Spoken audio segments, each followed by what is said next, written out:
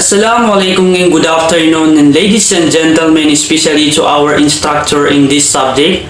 So now, this is the continuation of the report by Jesame Pacheco. So I'm going to discuss my topic, which is the style of professional writing.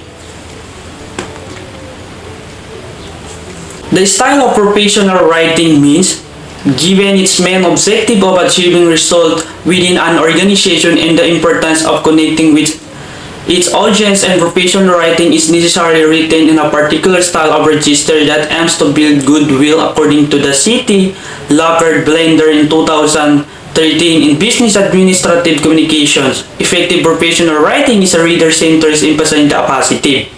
So in this topic is talk about how your writing be effective. So when you're going to write something that seek to convey your ideas and information that you will write. So you have to make sure to persuade the readers or audiences must be interesting when you're going to write something. And utility contains or more interesting things that can persuade the audience and readers to know the information that you're going to write something. Especially what in the said in the book, to build goodwill. For example of that, is in our business office memorandum can be used to provide the solution of problem. So make a suggestion and convey information in other form of professional writing is email, letters, reports, and instruction, and the goals this is to effective positive action and to promote better relations between the people in the workplace in the outside it. The next one is I attitude. So this is the example of the I attitude. If I can answer any of your question, I'm perfectly writing to do so. We deliver the order to provide the address and morning, and I'm happy to tell you that. So the I attitude is unlike have request that your order or sent out today. So you as you attitude you will receive it. So this is the you attitude. If these are the example of the you attitude. If you have any question, please ask. Your order was shipped to your address this morning. You'll be happy to hear that. So the you attitude means looking at topic from the reader's point of view instead of your own. So that is the I attitude and you attitude. So next proceed to the negative wording. And this is the example of the negative wording, which is we cannot process your reimbursement request because of your documents are not complete. We did not reply to emails on weekend, and we can't give you the list of book because of we have not yet finished the token inventory. So let's talk about the negative wording.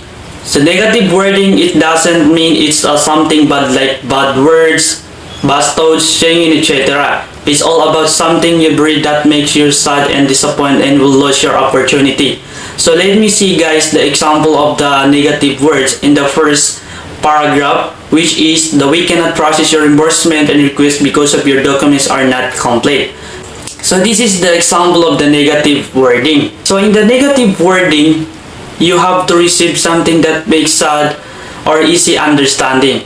So now I will give you another example except an example. Let's say you are looking a job in the city mall and you apply through online. And you pass your resume through online, and after in a few weeks, the manager of the company was replied in your company. He said that I'm sorry we cannot hire because of based on your resume you had passed on us. I see there that you have no experience and your lack of work experience or experience work is not much in not related in our company. So that is the takes of your reason is one of the example of the negative wording. And now let us proceed to the opposite of the negative wording, which is the positive wording. This is the example of the positive wording. Your reimbursement request will be processed as soon as you submit all the requirements documents. You have made contact via email and at any time from Monday to Friday, and you will receive the complete book inventory tomorrow morning. So in the positive wording is one of the important aspects of professional style of the emphasis in the positive in order to build a positive image and goodwill. So as a professional writer, is you're going to write something, just make sure that is contained of more positive word that can make reader feel good. Have on his her face, the purpose of writing is a positive word is not only to have a good image but also to build good relationship with someone, especially in your readers. And as you can see the example of the positive wording, so I will give you guys in the easy way to understand if what the positive wording. So like for example, I'm a professional writing and you are the reader, and read this example, and I will given I can more sure that you have a smile in your face and feel good. So that is the positive wording. So exercise when you reprise the negative words sentence to follow so that they emphasize the positive. For some item, you may need to add information to revise the sentence and effectively.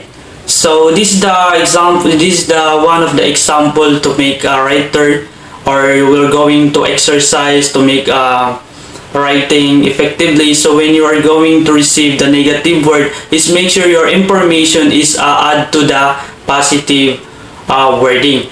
Okay, the last one is a professional language. Professional documents require that appropriate to the workplace setting, polite professional rather than overly professional and grammatical accurate.